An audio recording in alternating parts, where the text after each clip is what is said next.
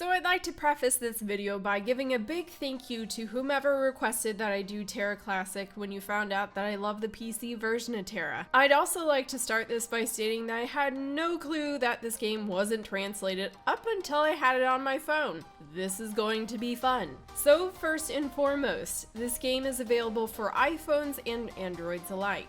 Originally, the game TERA Classic Mobile was developed by Lantu Games, but since then has been published by different regional publishers. Our version that we have here for the US was released last month and is by Blackbeard Gaming and is unfortunately in Chinese. There are no plans as far as I can tell for them to translate the game, but heck, we're gonna play it anyway. So this is more of a test for me to see if I can somehow manage my way through this game where I understand absolutely nothing and only have the knowledge of mobile games and TERA on my side. So here we go! Upon starting the game, I can safely state right off the bat that I do recognize the classes, albeit these classes are gender and race locked.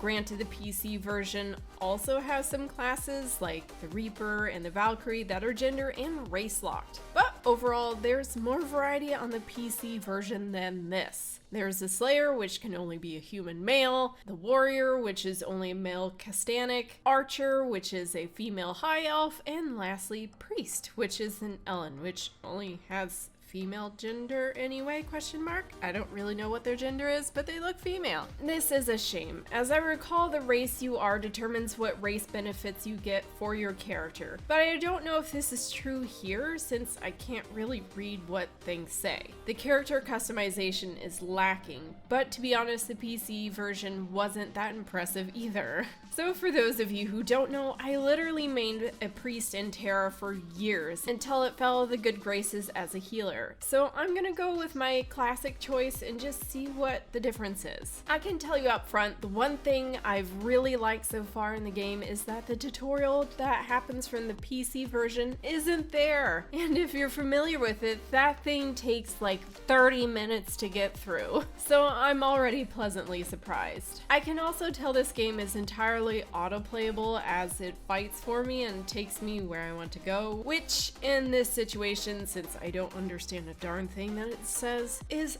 appreciated. I also like the small helpful steps that occur from this strange little Ellen girl in the corner of my screen showing me how to level my gear. The gear is in the Japanese grading system, so S, A, B, C, which I guess makes sense for the most part if you're just looking at the grading system for the gear. From the looks of it, the upgrading works pretty similar to the PC version where you level, convert, and enchant your gear. As to which is which, I don't really know, and from what I can tell, the enchanting is this portion of it right here. You'll also unlock different NPCs to go into the dungeons with you. It wasn't until around level 20-ish that I unlocked this feature for the dungeons that you unlock every 10 levels or so. Seeing as I couldn't figure out how to join actual people for the dungeon, it came in handy for more DPS. Though as a priest, I wasn't doing horrible in terms of DPS. There seems to be a rotation of DPS and healing skills for me on my skill set, which is nice to flick between. Overall though, the whole fighting thing didn't feel that fluid to me. And TERA, which is known for its action combat and is widely loved by a lot of people for that, didn't really get translated, like the language,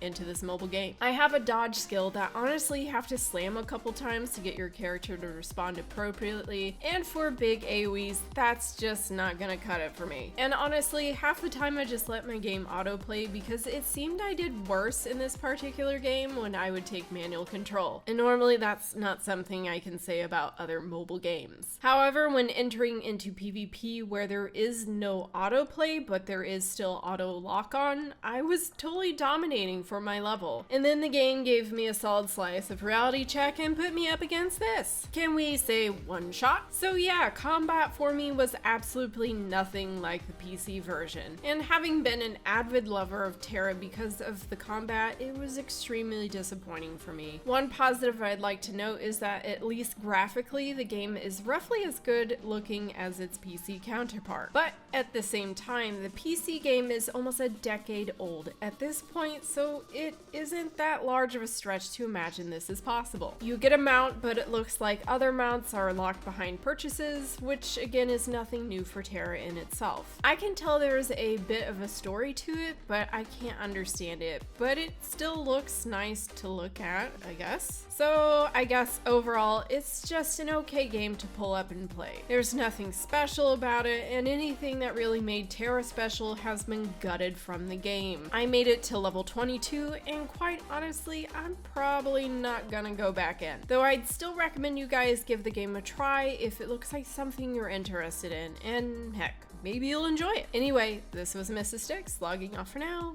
Bye! Eyes in the sky, gazing far into the night. I raise my hand to the fire, but it's no use, 'cause you can't stop it from shining through. It's true, baby, let the light